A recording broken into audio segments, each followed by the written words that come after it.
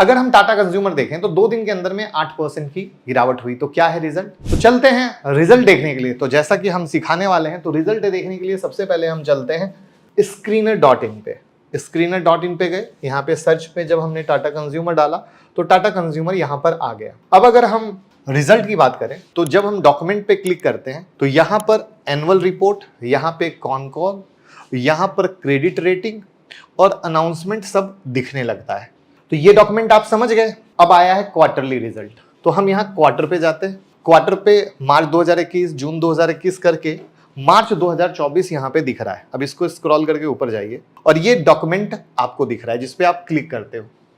अब ये क्लिक करते ही आपके सामने ये रिजल्ट खुल गया।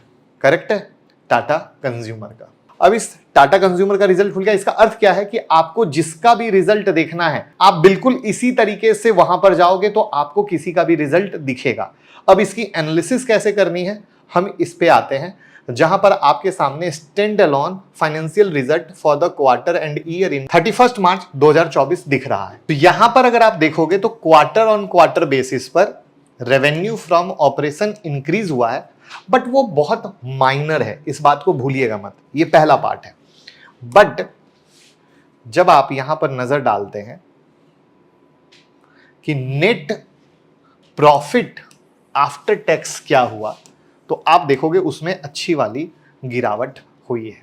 ठीक है, ध्यान से वन वन चीज को देखते जाइएगा।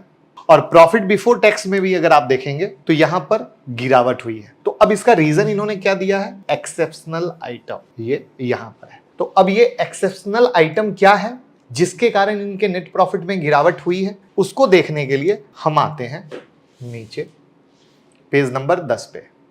ये इसलिए बता रहा हूं कि आप जब खुद से इसकी वर्किंग करो तो आपको टाइम ना लगे और आप क्विकली कर पाओ। ये पेज नंबर 9 है और ये पेज नंबर 10 पे हम आ गए।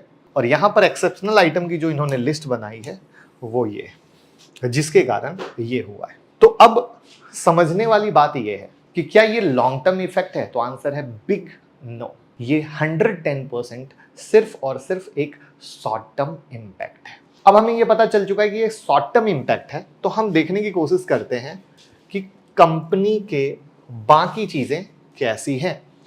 तो आप स्टॉक पी देखोगे तो 76.7 और इंडस्ट्री पी 28.9, जो डेफिनेटली बता रहा है स्टॉक महंगा नहीं, खतरनाक लेवल पे महंगा है। पीजी रेशियो देखोगे तो आप 2.79 का है, यहां पर भी स्टॉक महंगा है। ओपीएम परसेंटेज पे हम नजर डालें तो इंप्रूवमेंट करते हुए 13-14% के करीब का ओपीएम परसेंटेज ये मेंटेन कर रहे हैं। वहां पर अगर हम इन्वेस्टर पे जाते हैं तो प्रमोटर होल्डिंग घटती हुई 33.55% हो गई है। एफआईआई की होल्डिंग 25.46% की है, डीआईआई की 17.39% की है।